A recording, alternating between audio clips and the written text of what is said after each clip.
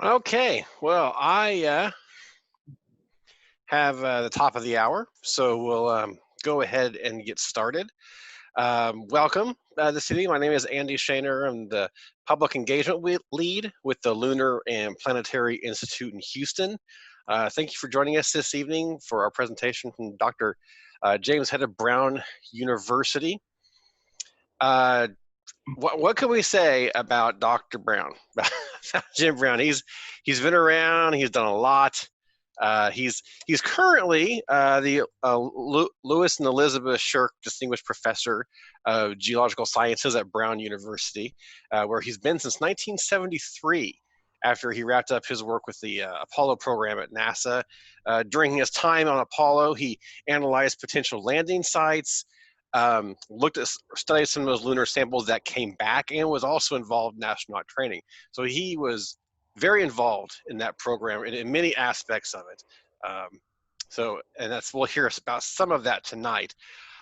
His research looks at this. He studies processes that form and modify the surfaces, crusts, and lithospheres of planets, and how those processes vary over time, such as volcanism, tectonism and glaciation, that kind of stuff.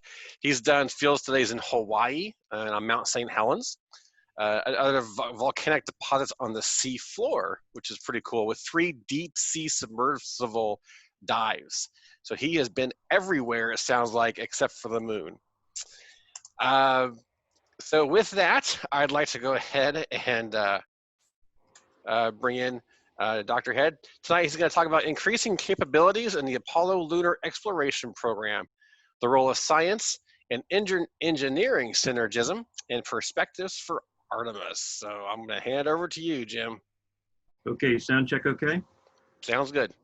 Okay, so thanks very much for coming this evening. It's really an amazing time in our humanity's exploration of the solar system and beyond. It's absolutely fantastic. So we actually find ourselves in the middle of the anniversaries of the Apollo missions. 50 years ago today, we were between Apollo 13 and Apollo 14. We were just recovering from the accident on Apollo 13 and getting everything squared away from that, and then on to Apollo 14. And the lessons from Apollo are pretty amazing. And what I want to share with you tonight is how we increase capability throughout the Apollo program to optimize the scientific return, so that ultimately on 15, 16, and 17, these were scientific expeditions to the moon, just like Lewis and Clark, quite literally.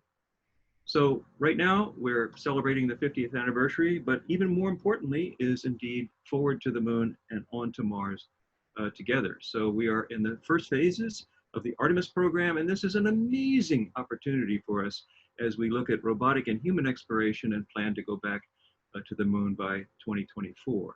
So what lessons might we be able to learn from the Apollo missions? Well, it's really kind of neat to go back and think about. Most of you weren't around at this time, but I do remember this, which was the moon pre-1959. What do we know? Well, actually, it was more important to ask, what do we not know? We didn't know the origin of the moon. We didn't know the age of the moon. We didn't know whether it formed hot or cold. We didn't know the nature of the surface. We knew there were mare and terra. Galileo told us that practically 400 years ago, but indeed, we didn't know much about the details. Were they lava flows? What were their ages? Were they operating today? Were they forming on the surface, or were they ancient? And we didn't know the origin of craters, if you can imagine that. Were they volcanic, or were they impact craters? We do none of this. Oh, but wait, there's one other thing. We didn't know what the other side of the moon looked like, for crying out loud. So we really didn't know a lot at the dawn of the space age. So indeed, very soon after the dawn of the space age, the Soviet Union made planetary exploration a priority. And in fact, they had a very, very well-developed plan to send humans to the surface of the moon, as well as the United States. And indeed, they were a big kind of like technological threat to the United States in more ways than just space. So basically, they had lunar landers, they had lunicods, they had plans for sample return in this early stages, and they accomplished that 3 times on Luna 16, 20, and 24. They had lunar orbiters, they had Zond human-rated missions, and so on. So this was a big deal and a big threat, actually, if you think back to those days. We responded to that, and just an amazing challenge to the United States and its citizens.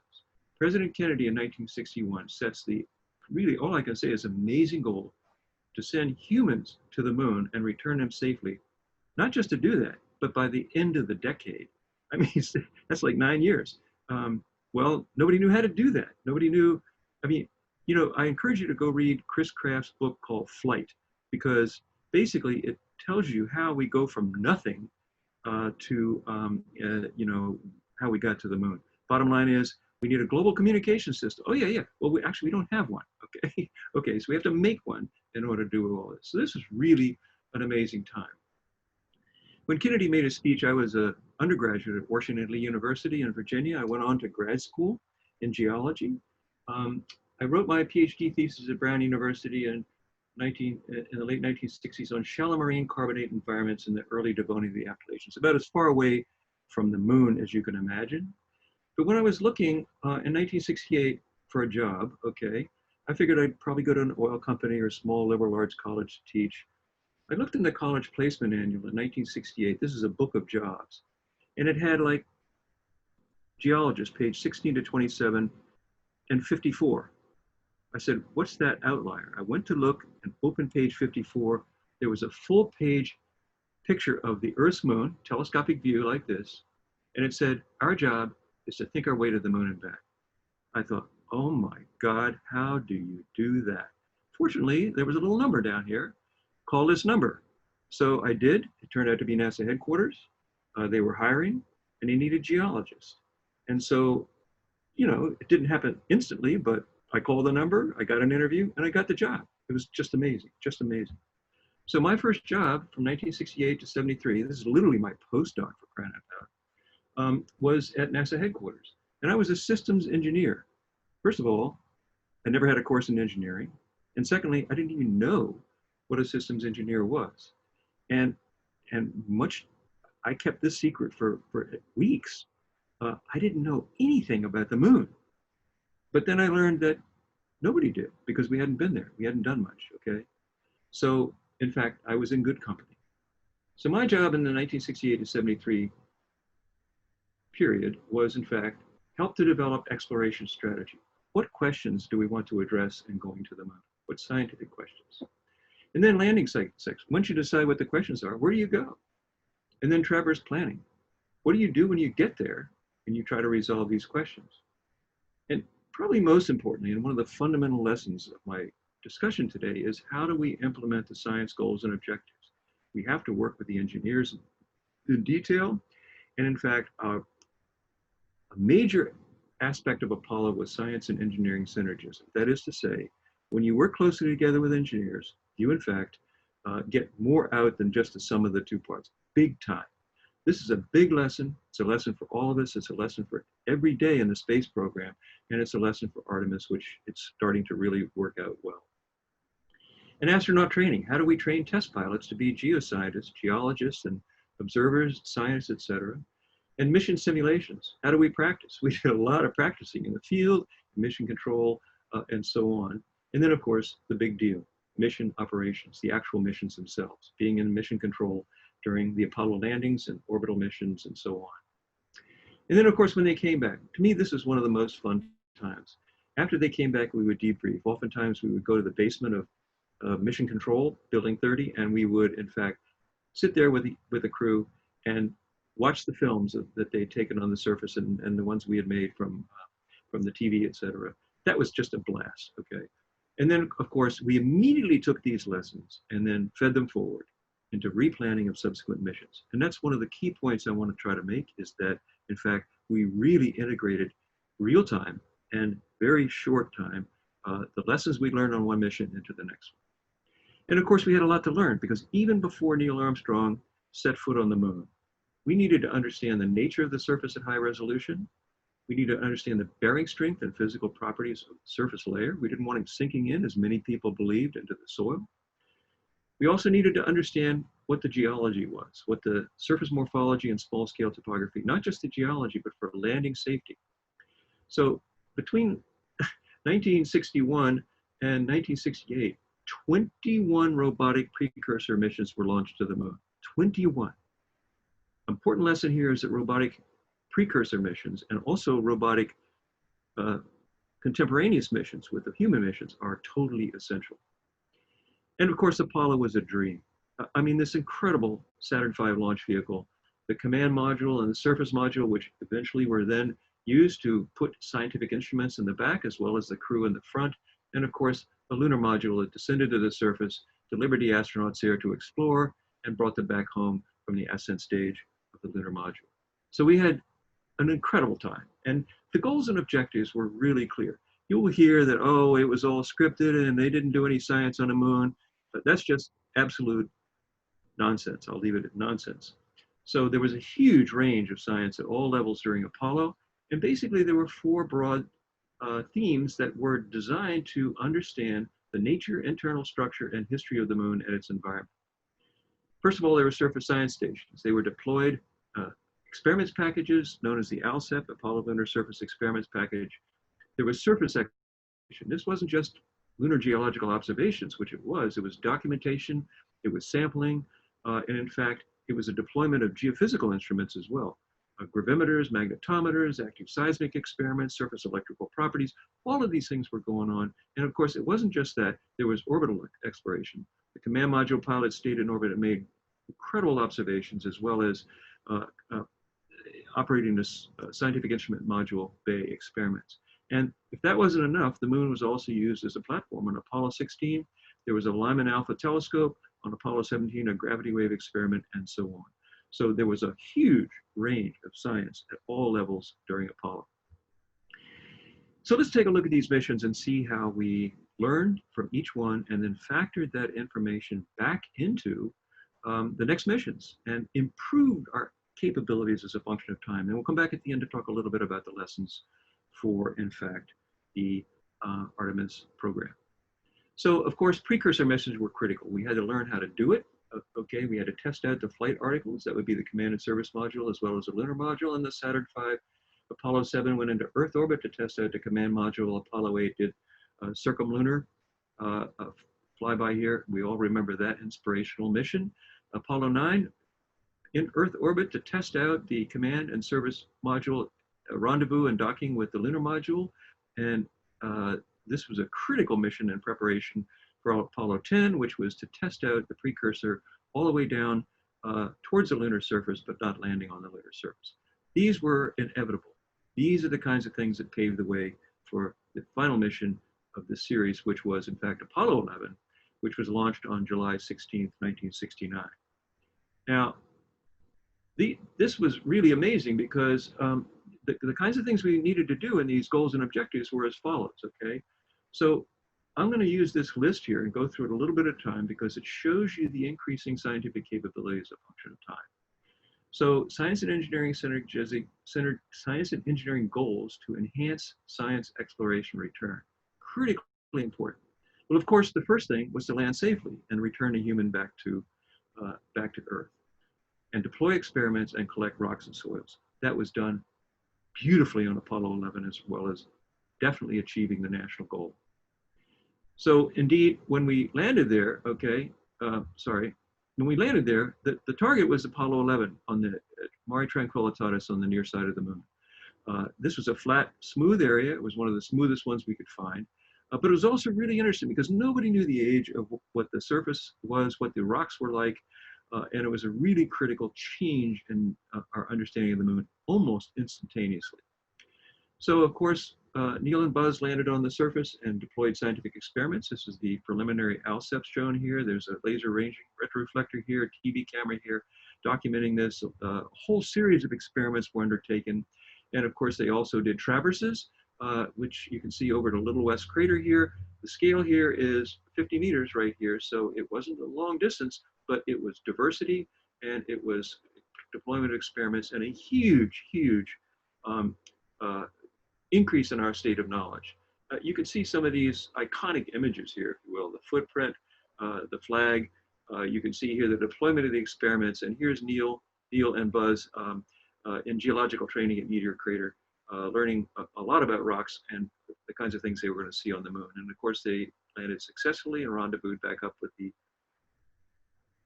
command module, and basically the rest is history in terms of Apollo 11. Critically important was what we learned from the samples. The rocks at the surface were lava flows, basalts. They were 3.7 billion years old.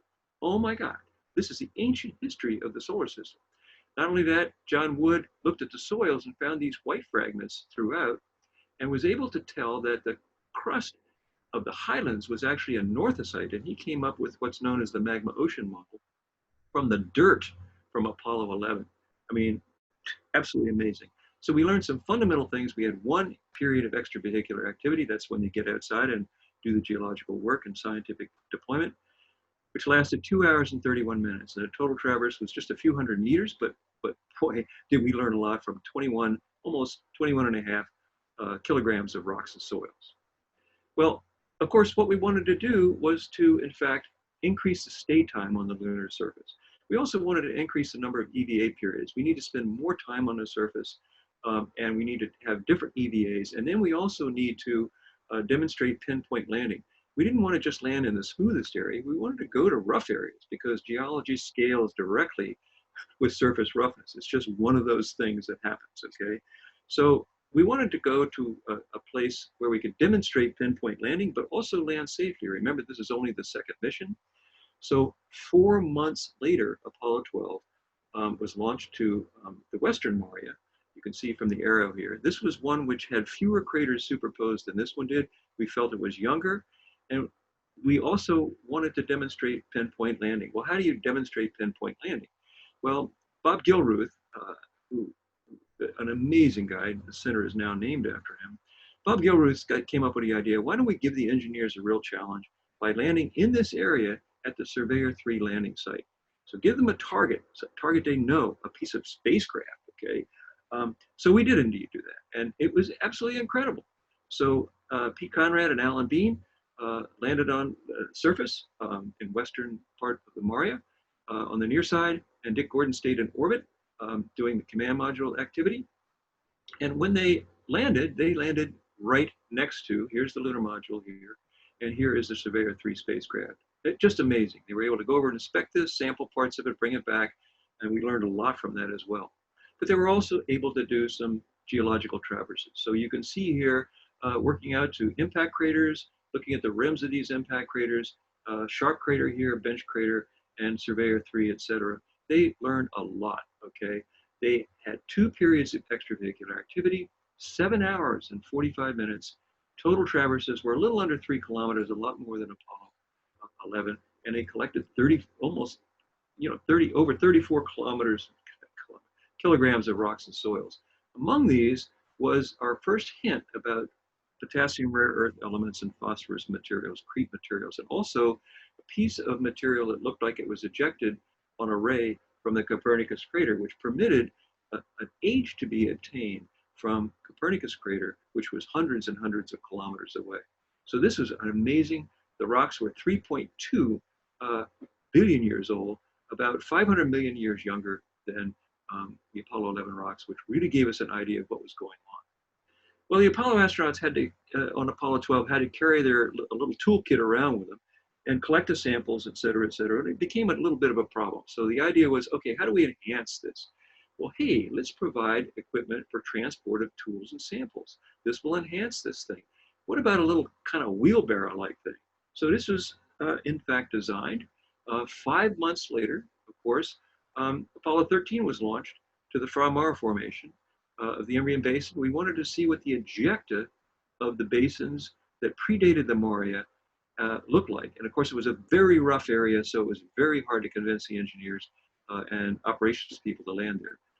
Of course, we know that Apollo 13 suffered an accident on the way to the moon, and the heroes of the Apollo 13 crew, just amazing, recovered from that, and of course, then began an investigation of how we fix all these problems. But 9 months later, we were back in business, and Apollo 14 with Al Shepard and Ed Mitchell, in fact, landed in that very rough terrain on the surface of the Fra Maura formation, the radial ejecta deposit from the Imbrian Basin. It's amazing, okay? Take a look at how rough this terrain is over here. This is not smooth terrain. So pinpoint landing from Apollo 12 opened up the moon to landing in scientifically even more interesting places. Here's, I think that's Al Shepard, I think. Yes, it is. It's Al Shepard looking at this geological traverse map as he's working across the surface.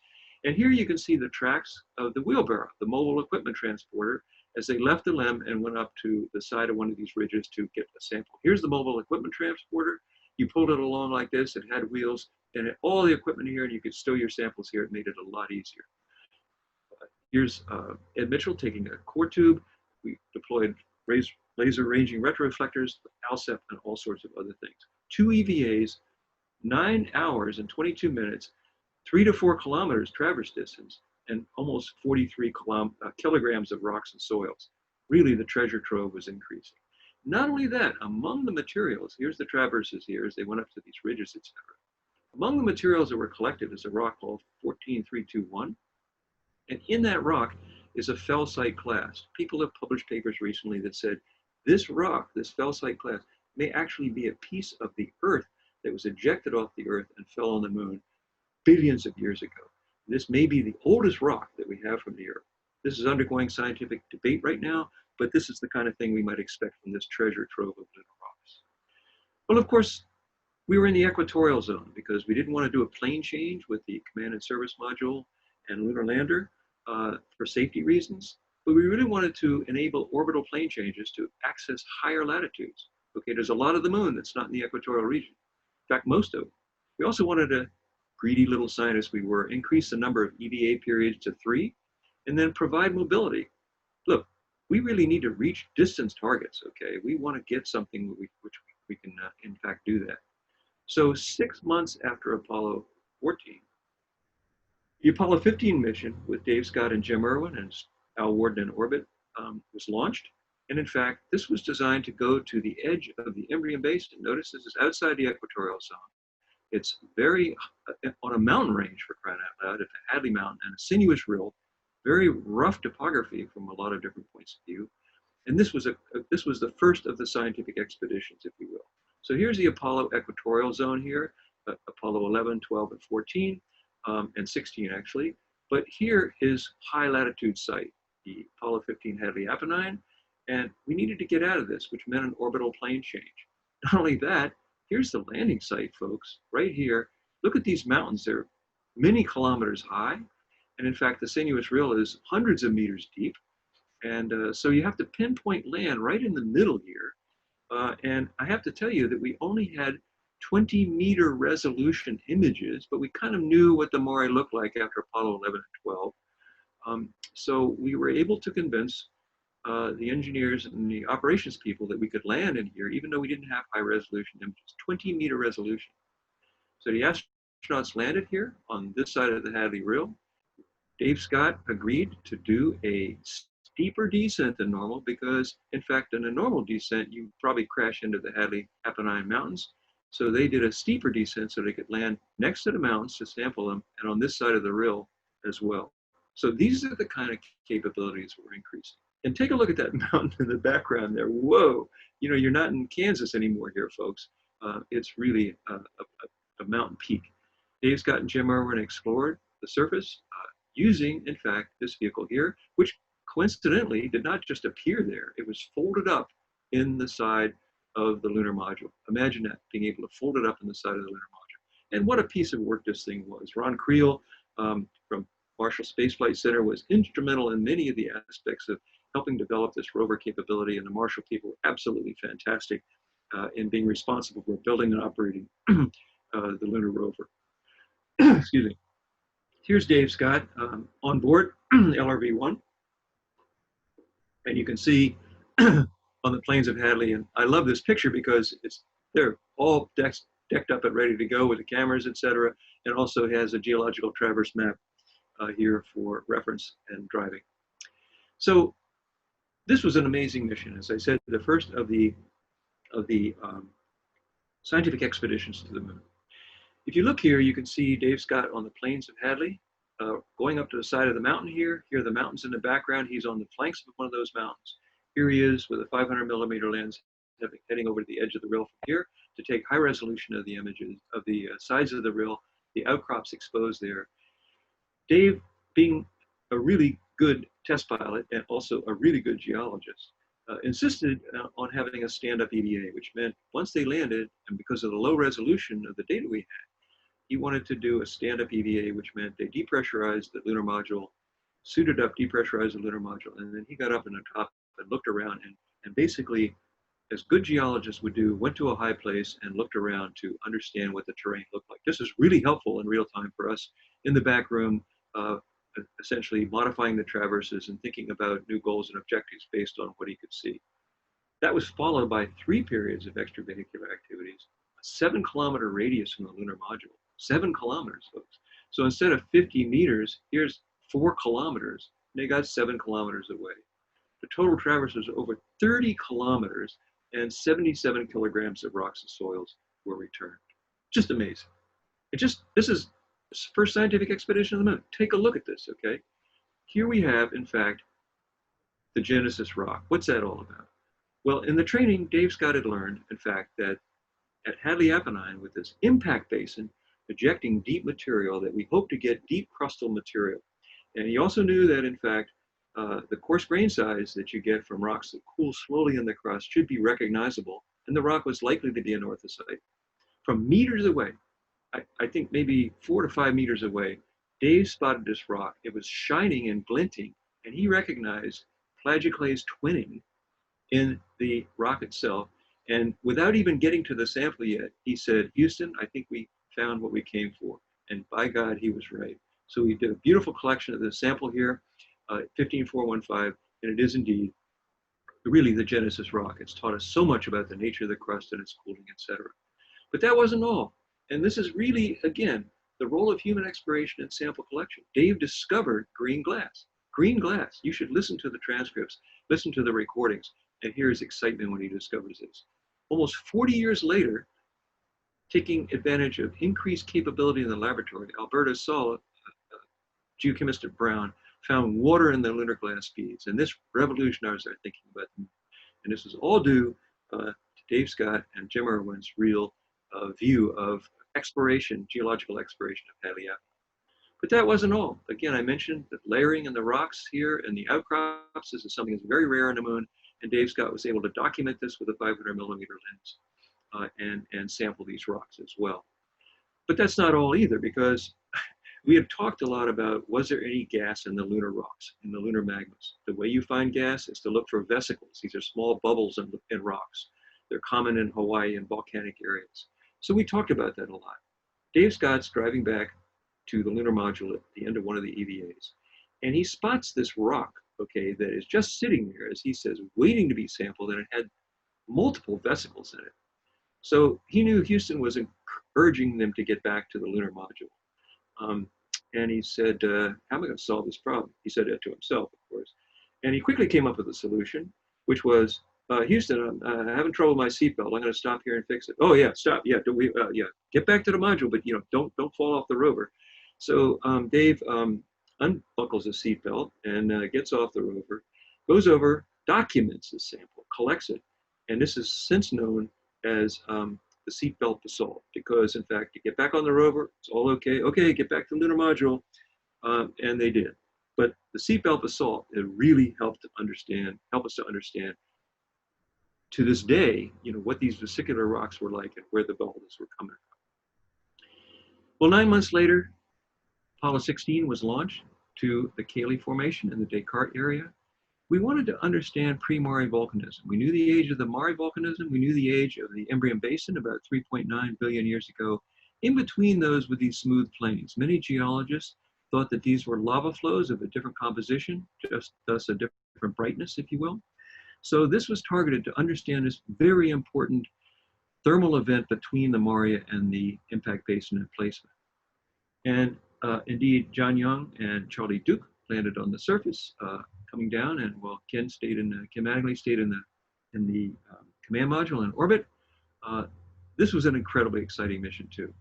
As soon as John and Charlie got to the surface, they started sampling rocks, and they realized very quickly that in fact, these were not volcanic rocks. These were impact breccias. They had a lot of training in looking at the impact breccias from Apollo 14, and they were very quick to recognize this. And, you know, we were dumbfounded that these were impact ejecta back in mission control and throughout the scientific community. In fact, one of the funny things was, you know, we were lucky when the astronauts had completed the mission and they were on their way back to Earth. Sometimes the flight directors would permit us to come into mission control and talk to the astronauts when they were coming back. And one night we were in there talking to the Apollo 16 crew, and we were so excited about you know, the samples they collected, et cetera. And John Young was one of the smartest people I've ever known, and he had that kind of classic Georgia drawl. So we said, "Gee, Johnny, that's so great that, you know, you're able to find." "Yeah," he said, "I don't think it's volcanic. You geologists are going to have to go back to the drawing board or wherever it is you go, because we were totally wrong." Okay, and he was totally right. They recognized it immediately, and they sampled profusely, knowing what to do. So they, in fact, had 3 EVAs traverse 27 kilometers and return almost 100 kilograms of rocks and soils. So this was absolutely incredible, absolutely incredible. Well, of course, that was a scientific expedition to the moon, to be sure, and there was one more, Apollo 17. And of course, we wanted to send a geologist as a member of the surface crew. This is really important. The astronauts, all of them were highly motivated students, highly motivated observers, and they did great jobs throughout, okay? But the idea of sending a trained geologist to the moon was really, really important. And this sets the stage for things with Artemis too. We need to have professionally trained geologists and other scientists going to the moons, as well as operations. So, in fact, Apollo 17, 8 months after Apollo 16, was sent to this area here, the Serenitatis Basin rim, to study dark mantling deposits. These were dark deposits that really looked to be young because they mantle everything around. Could these represent really young volcanism? Maybe even today. Could it be today? So this is a big deal. And it also is the edge of this basin, which predates the Imbrium Basin. We know that because it's superposed on the Serenitatis Basin. So this predates this, but how much did it predate? We needed to date that basin. So we targeted the Apollo 17 area here. And in fact, you can see here, here it is at the southeastern edge, and these are all the Apollo landing sites. And this was not trivial, okay? Here's the mountains. They're gonna land right in here between these mountains. And just, this is another example of how the engineers really got that landing ellipse, almost forced it to fit in here. That's a long story. Buy me a beer sometime, I'll tell you all about it. But in fact, the engineers enabled the science actually so we could land at the Apollo 17 site. And Gene Cernan, the commander, and Jack Schmitt, the lunar module pilot, a professional geologist, great guy, tremendous observer. And he, in fact, attends every science meeting. He is right there. It's really intimidating to give a talk about the Apollo 17 site when the person who's been to your field area is standing right there. But Jack's great. I mean, he has documented so many different things having to do with the mission and understanding of the moon. It's just amazing. So they really had a great time. Jack looked at these boulders and examined them and got the samples in context. Absolutely beautiful job. Gene was superb. Lots of different experiments were deployed. And in fact, they had an amazing mission, not the least of which was discovering the orange soil. You should go back to listen to the recordings of the missions as well, because this is really exciting to hear. It's orange, look, orange soil. And they're just so excited about this, like 2 little boys. And he did a superb sampling job on this as well. And this really showed us that this was not young volcanism, but in fact, it was like also 3.7 billion years old. So that really reset our thinking about the moon. And they accomplished amazing, look at the scale here, 2 kilometers down there, and 3 EVAs, they traversed 35 kilometers for crying out loud and returned 111 kilograms of rocks and soils. So this is a complete scientific expedition. It just keeps on giving, keeps on giving, keeps on giving. Unbelievable. And one fun thing I will point out here too is that a piece of the rover fender fell off. And what do you do when you're on the moon and you have something you got to kludge together? Well, you take the geological maps and some duct tape and you fix the fender. So a little bit insulted they used the geological maps, but Jack was there, so he knew the geology, so it wasn't going to be a problem. So the next thing was, okay, Apollo 18, 19, 20, 21. They were actually being planned, but unfortunately they were terminated, was to send a roving vehicle to the next landing site. And I just want to point out here that a lot of the work that I did, and this was in conjunction with the Marshall Space Flight Center, people like Ron Creel and others, basically the plan was to have a dual mode roving vehicle. You'd use this at the site that you landed at and then turn it over to Houston in an automated mode, and it would drive to the next landing site, maybe up to several hundreds of kilometers, collecting data and interpolating and extrapolating the information along the way. So this was another major development. It never came to pass, but in fact, it was part of the plan had Apollo continued. So look at all these things, unbelievable. Going from simply landing safely, deploying experiments and collecting rocks and soils, and returning safely, don't forget that part, to, in fact, scientific expeditions to the moon with a geologist as a member of the surface crew. This is amazing, and it all took place in an extremely short period of time. So what is the legacy of Apollo? What actually do we learn from all this? Look at these missions, each one of them in their own right. Unbelievable. Precursor missions, landing missions, and so on. Well, the first thing from Apollo is that we gain fundamental insight into the missing years of Earth history. If you look at the geological record of Earth and think about it as a clock like this from the beginning to today, and you look at the percentage of the surface area that's still preserved, ocean basins are less than 200 million years old. Continents are down in here, but we're really missing the first half of solar system history. It's like we're trying to read a history book, but we don't have the first half of the chapters. Okay. The moon provided that for us. This is what's going on. This is what's going on in the early history of the solar system. Amazing, okay? It gave us tremendous insight into the record that's missing from the Earth. Not only that, but this is the moon that's a cornerstone. It's the cornerstone for understanding the planets. What we know about other planetary bodies is based in large part on our models for the moon. It doesn't mean that that's wrong. It's just that we know a lot about the moon, and we can learn a lot more because it's so close by. Cornerstone for understanding the planets. But most importantly to me is that we actually learned how to explore. We learned how human explorers can actually work on other planetary bodies. And we also learned from the science and engineering synergism, way in which we can work together to have the synergism that results in optimizing the scientific return by having scientists and engineers literally working shoulder to shoulder throughout. So this is really well illustrated here, I think, by this point here. This is a central point. Each one of these circles is 1 kilometer in diameter, increase in radius. And the traverses have been plotted on here, both Apollo traverses and Lunar, and for reference here, some of the Mars traverses. But the point is, at Apollo 11, it's not visible at this scale, okay? You can't even see it at this scale. Here's Apollo 12, here's Apollo 14, and in fact, if you look at the traverse distance from Apollo 11, so this is the Apollo missions, this is distance. Take a look here, under 5 kilometers, under 4 kilometers for Apollo 11, 12, and 14, but they were increasing, okay? And then 15, 16, and 17, obtaining mobility with a lunar rover enabled distances of finally up to 35 kilometers. And of course, the lunar sample return increased as well, because the capabilities to get samples and the capabilities to bring them back. As engineers got more confidence in the weight distribution and the characteristics, it permitted more samples to be returned. So before, basically 11, 12, and 14 were less than 40 kilograms, whereas if we take a look here, we're out to over 100 kilograms for Apollo 17. So this is the legacy of the increase in capabilities brought about by scientific and science and engineering synergism. So where do we go with Artemis? I tell my students every year, you couldn't be here at a better time. You couldn't be starting a career at a better time. Sometimes I think, well, why do I say that every year? Well, because it's true, actually. So right now we're starting out with Artemis.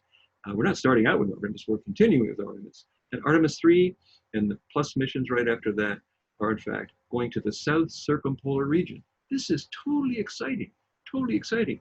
Here's the near side and the far side, and this area down here is the south circumpolar region. Okay, this, the SCR as I call it here, is fundamentally a new lunar region. Literally, we're not in Kansas anymore, to quote Dorothy. So it's outside the Apollo zone, okay? It's I think 500 kilometers south of the Apollo 11 site. It has all sorts of differences that are going to provide it. I'm not going to go through these, lucky you, but the fact of the matter is there's a lot of fundamental things here that we can learn, including the nature of the far side, the huge South Pole Lake and Basin, all sorts of other things that are enabled by exploring the South Circumpolar region. So this is the basis then for what we're going to be doing with Artemis. It's all here, more or less, okay? So what can we learn from this?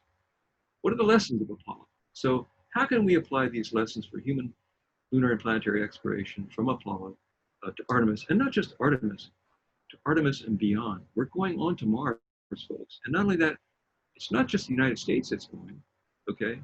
East is going, Russia's going, China's going. China's going for sure. Buy me a beer and I'll tell you all about that, okay? And the Indians are going. I mean, this is like incredible, okay? So this is lessons for everybody, but let me focus on Artemis.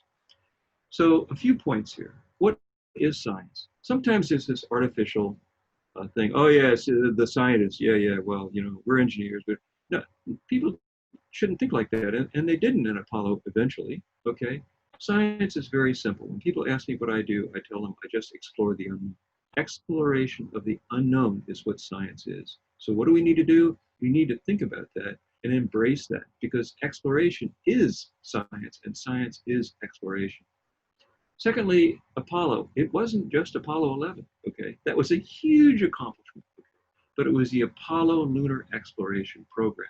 Look at the four major types of science that we did. You know, surface, geophysical experiments, orbital experiments, astronomical experiments, and look at all the scientific return that we got from that. Apollo Lunar Exploration Program. I love, you know, Shakespeare's comment, Antonio, I think, in The Tempest, like, what's past is prologue. And you know, the bottom line here is we're not going to do Apollo again.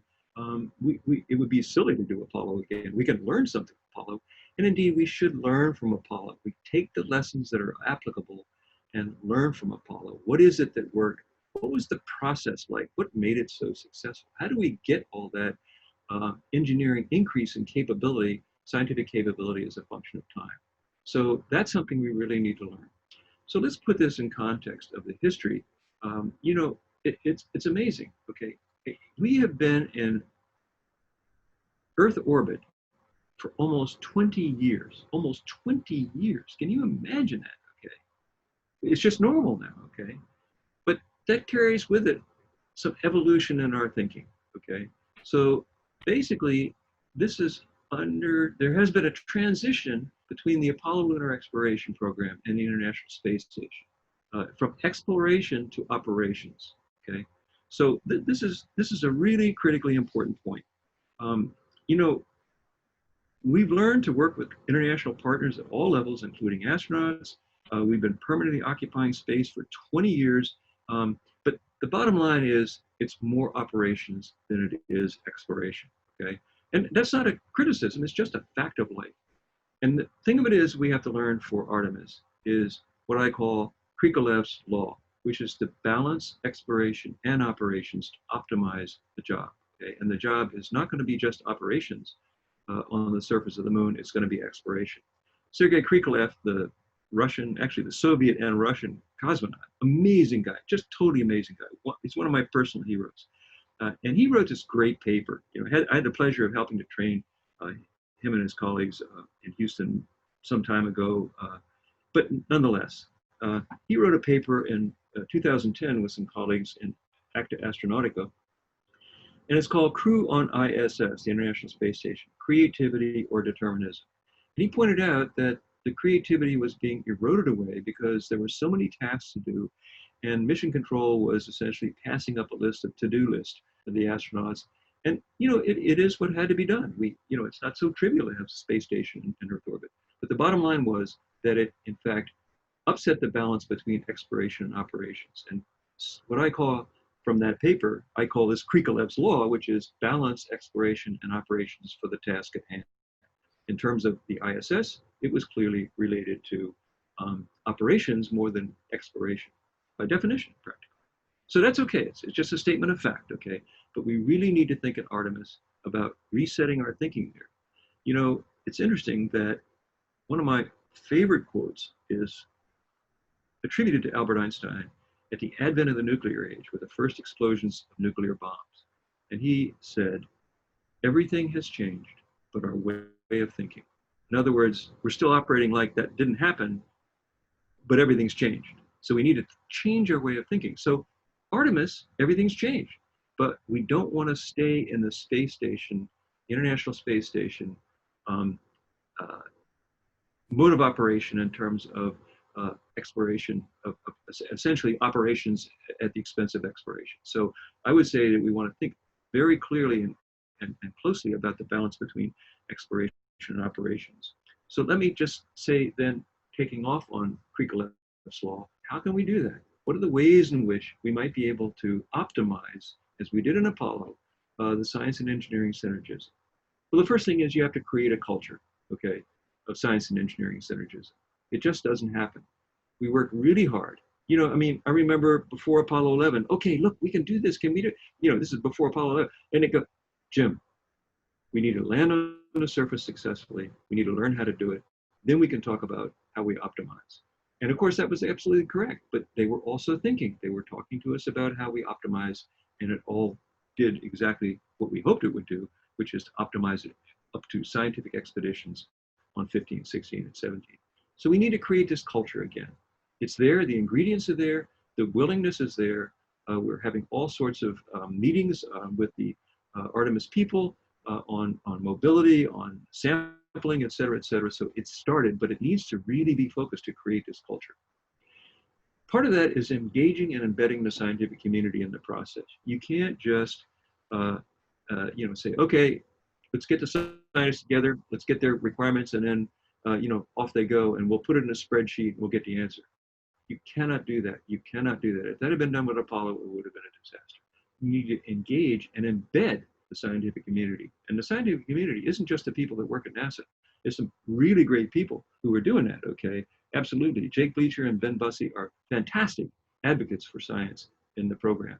But you need everybody. You need a broader group. You need to have, in fact, representatives from universities, from national labs, from all sorts of out of government, out of NASA organizations. That's what made Apollo such a success. National Academy of Sciences needs to get in the game. Help to understand, help to mobilize the science. These people are your supporters. They need to be embedded into the process. We also need to invest in learning each other's language. This is one of my most important lessons from Apollo, which was, in fact, I didn't, well, I told you already, I never had a course in engineering.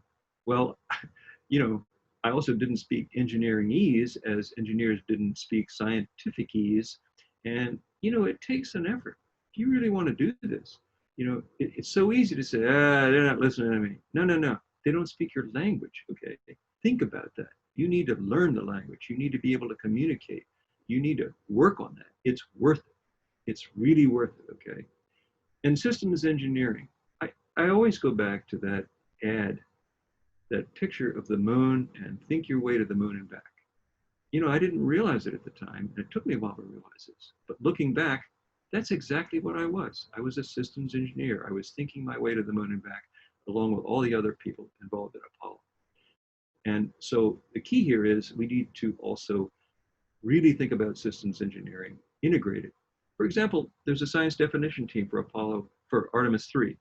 That's great. It's really important to have a science definition team, but it's largely government scientists. You know, okay, that's okay. They're all good, but you need a broader view. And, you know, it's just Artemis 3.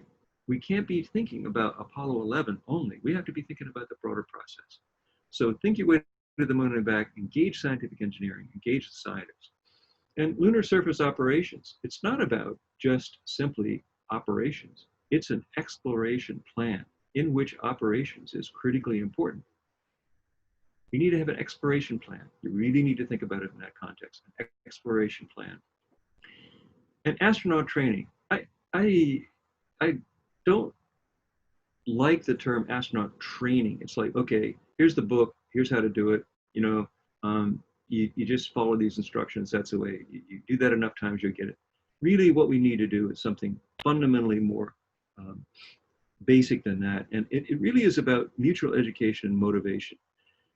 You know, you need to be, you, you really want to have an investment here, okay? You really want to have the excitement about going to the moon, solving these fundamental scientific problems, not just about essentially passing a series of tasks up from mission control to accomplish. So I look upon it much more as not astronaut training, but astronaut education. And why is that the case?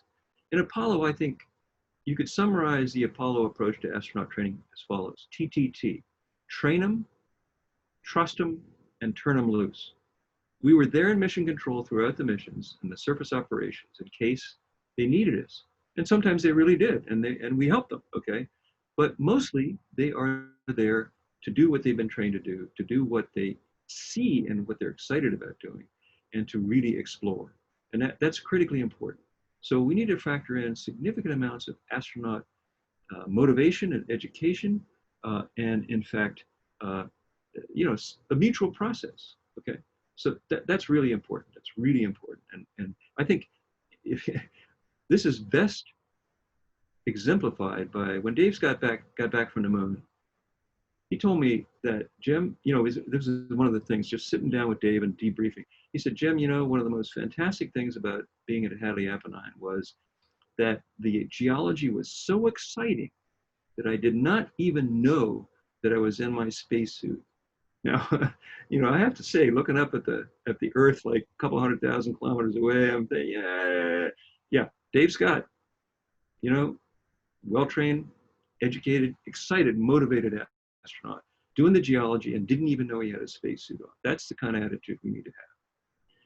So human robotic exploration is a partnership. We saw that, okay? And, you know, NASA's doing great stuff here with the CLIPS program, commercial lunar services providers, and this is great. So we're already well on the way to that, but we need to integrate that even more to get essentially extrapolation and interpolation away from the South Pole as well.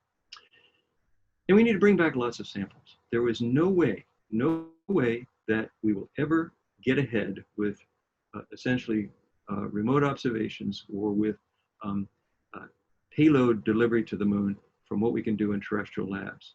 We will always be gaining more from large-scale laboratory equipment than we can. And again, this is a challenge for Artemis because, you know, there's some heritage here, essentially, with Orion, which, you know, Artemis was kind of designed in bits and pieces, okay? So we have some heritage from Artemis, in Artemis, that is related to the Orion design. And basically, let me leave this for a second and come back to it in a second. But if we take a look here at these Apollo traverses and the sample return and traverse distance, we don't have mobility on Artemis 3 and the next mission maybe, but we're talking about that. We're gonna have a workshop on that coming up very, very soon. But bottom line is, right now, Artemis 3 is limited to this radius here, less than 4 kilometers, and pretty much, okay? So that's kind of Apollo 12, 14, et cetera. That's okay, we're going back, we're going forward to the moon. But take a look here, traverse distance, you know, is gonna be what it was like on Apollo 11, 12, and 14, not what it could be, okay? So we need to really push for this. Not only that, but because of the problems with Orion, we have a payload limitation, okay? What the spacecraft can bring back from the moon, okay, is less than about 50 kilograms, okay? So this is over here. So Artemis 3 is going to return essentially no more than the sample collection from Apollo 12, 14 individual mission, 11, 12, 14. We should be out here somewhere and we need to get there very soon. So that's a challenge, okay? We need to figure out how to do that. And scientists are here to help work with the engineers and operations people to help make that a reality. So let me finish by talking about the last bullet here, which is engaging youth and diversity. This is critically important for any fundamental complex endeavor. So a number of years ago, I first saw the movie Apollo 13. And you know, I've seen hundreds and hundreds of space movies. I mean, God, they're all pretty bad, except Apollo 13. That was the closest I ever saw to what it was like to be in mission control during a mission on a film. So a few weeks after I saw it, I ran into Jack Schmitt, the Apollo 17 lunar module pilot, geologist Jack Schmitt. And I said, Jack, did you see Apollo 13? Wasn't that fantastic? And he said, well, it was a really good movie, but there was just one problem with it. I said, what was that? He said, don't you remember, all the actors in Mission Control were too old. Don't you remember that the average age in Mission Control during Apollo missions was in the 20s? And, I said, yeah, we were all that way. Well, yeah, I'd forgotten about that. So, think about youth and engaging youth in Artemis. What is the answer to the question? Would you turn Artemis over to 20-something-year-olds? The answer is, yeah, they did it before. They can do it again. Engage youth. And also diversity. Apollo was a child of the 60s, and 60s culture was not the culture we have today, for a variety of different reasons, okay? We need to take advantage of diversity. Imagine having a national goal and saying, okay, we want to go to the moon. First thing we need to do is get a workforce. Second thing we want to do is rule out over 50% of the population, women, and another 20% of the population, minorities, and then we're good to go. You don't want to do that. That is stupid, okay? So youth and diversity are critical to the success of the future. So bottom line is, the past is prologue. We can learn a lot from Apollo. It ain't going to be Apollo, but we should learn the lessons and optimize it.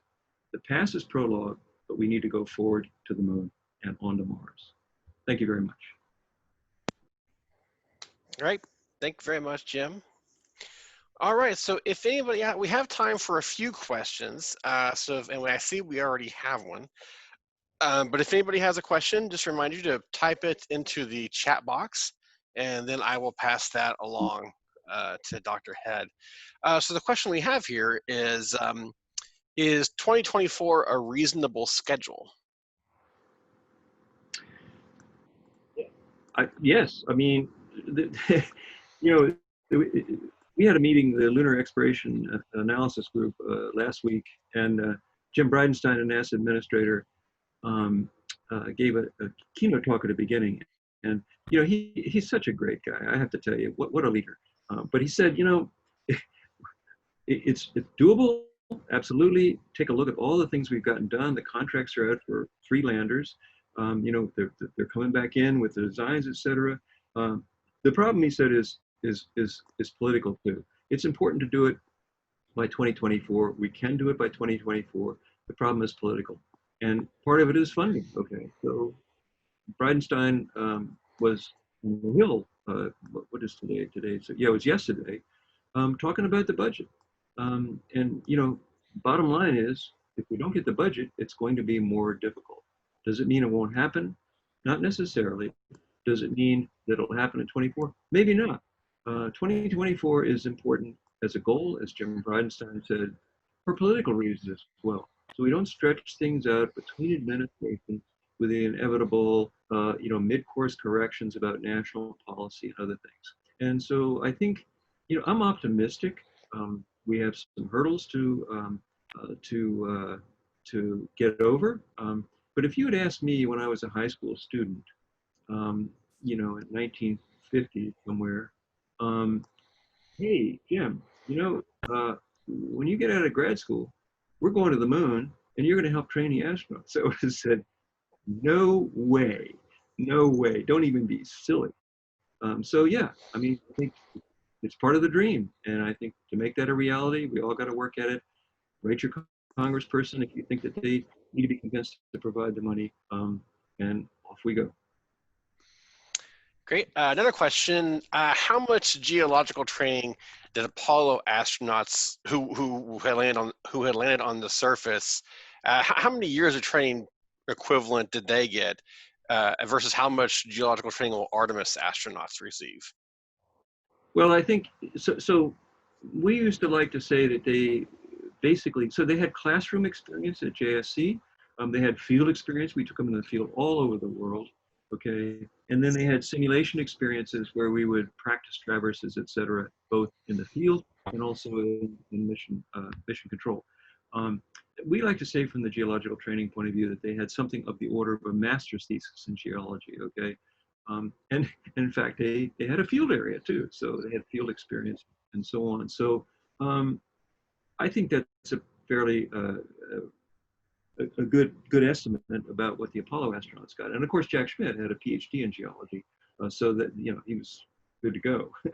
And he helped immensely with Lee Silver and others train the astronauts in geology, as we all did.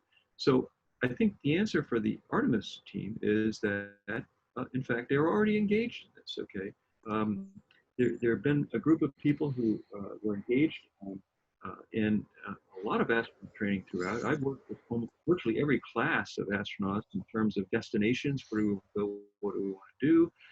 So even that's going on all the time throughout since Apollo, each of the new astronaut classes.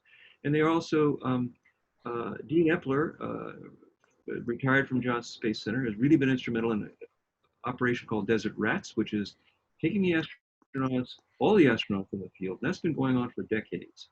So a lot of people at JSC and the science directorate and elsewhere are working very hard on this. The astronauts continue to get this kind of geological training, and hopefully we'll be able to fold this in the same way we did with Apollo, because the astronauts, they were going out in the field right up to the time that they left for the moon. So I think already underway. I think we need to pick it up. We need to engage more scientists in the process, and and actually have scientists, geologists, go to the moon as well. And of course, there are a number of geologists in the astronaut corps. And from my experience with the most recent classes, there are planetary scientists in the corps as well. My experience with recent classes is that I'd follow any of these people to the moon. I'd help train them. I'd go with them. They're just great, highly motivated observers, and they're going to do the job, no question. Great. All right, we have a few more questions here, but we really only have time for one more. So we'll wrap this one up, or this question here, which is very similar to how you wrapped up, or was related to how you wrapped up your presentations. Do you have any suggestions for how current students can best prepare to work in the Artemis program? Yeah. So Andy, I'm good to go for a few more if you can, but okay. Yeah, I think if you want to be an astronaut, okay, then my advice is just be the best at whatever you do. Be the best you can. Absolutely be the best you can. There's no clear academic path to being an astronaut. One of my so I think that just be the best you can at whatever you do, because scientists from all over the world are going to be needed for the Artemis missions and beyond. And we're going to be occupying, we're going to be building a base, we're going to have permanent presence. Okay, so it's going to be commuting. I think study science, study lunar science too, study planetary science. That's really important. I would say for the Artemis program in general, really what's needed is motivation. Talk to the people there, email people in the Artemis program. Like Apollo, we need all the help we can get. I don't have a specific example. I would say contact the Lunar Planetary Institute for sure, and let me also put forward my email address here, james_head@brown.edu. And if you have specific questions, I'd be happy to try to answer. But I think there's lots of opportunities. Many of my students have, in fact, gone and worked at Johnson Space Center and other NASA centers, and they're doing great. And one of my former students at Brown University just came back from the International Space Station, Jessica Meir. And she's a great candidate to be the first woman on the moon, as are many other of the astronauts today. Yeah, press on. Let me know how I can help. Write NASA. And it was interesting because Jessica wrote Charlie Duke, the Apollo 16 commander. She said, "I'm entering Brown University, and I want to know, what do I need to do to become an astronaut?" And Charlie wrote back in a letter that Jessica sent me a couple years ago, which said, "You should go see Jim Head because he helped train the Apollo astronauts." And that she took my course and got the absolute best grade ever in that course of anybody. And now, she just got back to the International Space Station. So study hard, reach out. Don't wait for it to happen. And really fruitful. Hey, thank you. There's a question related to site selection and the dynamic between scientists and engineers in doing such. And so, were they involved in every decision together, or was there more of a divide between the two? Yeah, I think there's a lot of uh, stories you'll hear about the difficulties in you know butting heads between science engineers, and that indeed that was true in many ways in the earlier days. It was much less true, and in fact, I would say, not from my experience, virtually untrue in after Apollo 11, pretty much. And the reason is that, like I said before, we work together with the engineers to help them pick the safest landing sites, okay? We counted craters, oh my God, how many craters did we count? Looking for smooth areas, trying to understand how roughness and crater morphology fits. So we worked really closely with them, but the point was to find the smoothest possible place for Apollo 11 to land. And we knew going to the Mare was going to be a gold mine, no matter where we landed. So we did work together on that. So once this landing had been, Neil had successfully landed, that opened the floodgates. Whoa, where do we go now? Okay. So we, again, with Bob Gilruth's really prescient advice about landing next to the Surveyor 3 spacecraft, the engineers did that. They did that. Okay. Neil landed quite a bit downrange because of all the blocks he saw when he pitched over. So that gave us a lot of confidence.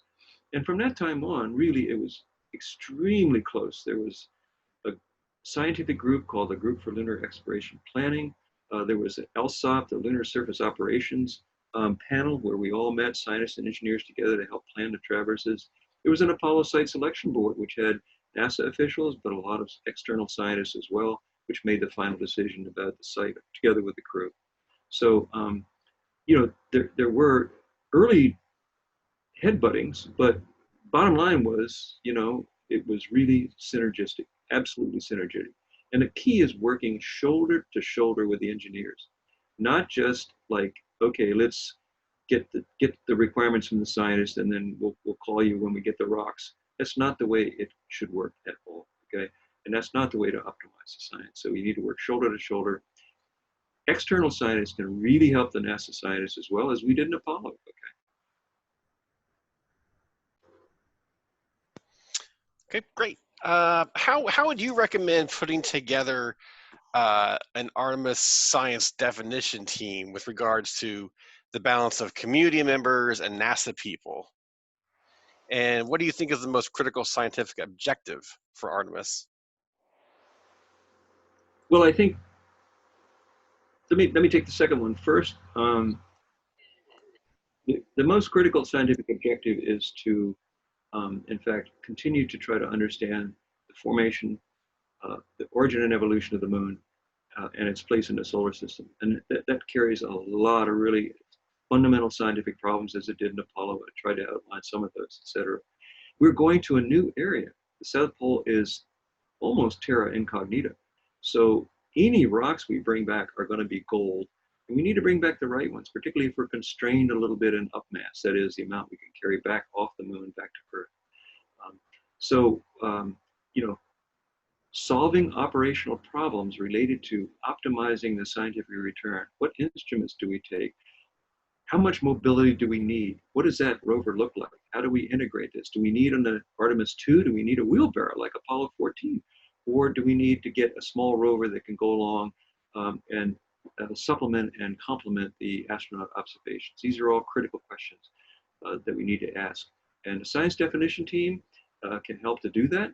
I think the critical thing about the science definition team is you really need a lot of outside input. We see too many examples where calling on internal experts, it's good, okay, it's good, but it's not enough. It's just not enough. So in Apollo, again, we had groups of academic scientists, groups from national laboratories, groups from the United States Geological Survey, all pitching in to provide ideas, et cetera. And we would be derelict if we didn't call on those. So it's not just about a science definition team. It's about the infrastructure of that leads up to the definition. Okay, So I think that's a job we need to do in Artemis. And I think the workshops that are ongoing right now are good, a good step in that direction. But we just don't want to say, okay, we got the input. Here's a 2-page summary. That's all we need. Boy, that is a huge mistake, a huge mistake. So find a way to engage the scientific community in an ongoing shoulder-to-shoulder way with the NASA scientists as well as the NASA engineers. Great. There's another one. Are there other landing sites under consideration besides, I think this, then it'd say South Pole Aiken Basin, that we want to look up at Yes. up So close after or in conjunction with South Pole missions? yeah, absolutely. I think this, you know, a number of people are. David Kring at the LPI has been instrumental in a wonderful program he has there for summer interns, getting them to help look at different types of landing sites, et cetera. And of course, we know that the CLPS missions, the Commercial Lunar Payload Services missions, are going to go to a variety of different places on the moon. But so far, they're not yet returning samples. So I think we're really going to focus on Artemis. That's the plan, is to focus on the South Pole, the South Circumpolar region. We don't know exactly where yet. That'll help the science definition team help with that as well as the engineering. But I think we need to get away from there, just as the Apollo zone is not the whole moon, nor is the South Circumpolar region. South Circumpolar region is a new area, no question. We're huge amounts from that. It's on the rim of the South Pole Basin, Aiken Basin, for Christ's sake, biggest basin, ancient basin on the moon. So, but we need to get away from that. Okay, so I would hope that the science definition team would recognize that what we need here is to not only have in-depth exploration of the South Circumpolar region, but to develop the capability for sorties to go away from that to the far side, to other parts of the moon that are compelling reasons for exploration and sample return. How we do that, is it mobility of several hundreds of kilometers, or is it simply taking some of the Artemis lander capability and putting it in a different place for 2-week missions? You know, those are questions that are very, very valid, and it's what I hope a science definition team will talk about when they're considering more than just Artemis 3, but the Artemis program as a whole. Okay, thank you. I think we'll take one more here and then sign off for the evening. How would we further inspire the population as a whole of the economic value of Artemis? Oh, you know, the simple answer is Velcro and Tang. I don't know. You know, John Young, the Apollo 16 commander, the Georgia boy, as I described him, you know, when asked that question one time, simply said, well, you know, Apollo cost about $25 billion, but we didn't leave one nickel of that up there on the moon, which is his way of saying, you know, having this program is an economic incentive for sure.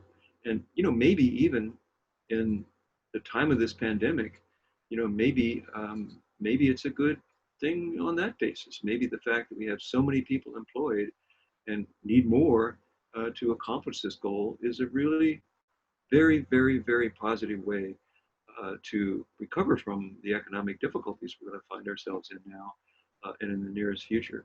But more important than that, I think it has so many different returns besides just economic. The inspiration, you know, pride and prestige. Pride is how we think of ourselves. Prestige is how we think of others. You know, why did I go into this? You know, God, can we do that? Can we land on the moon and return a person safely? Wow, can we do that every day? Can we do this? So you develop a sense of pride when you realize that, okay, things are moving along. We're learning how to do this. We actually did it. Let's optimize it.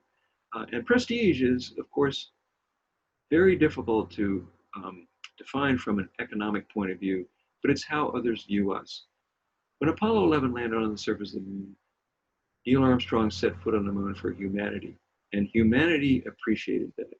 We probably, our stock, so to speak, was never at a higher value than when Apollo 11 landed on the moon.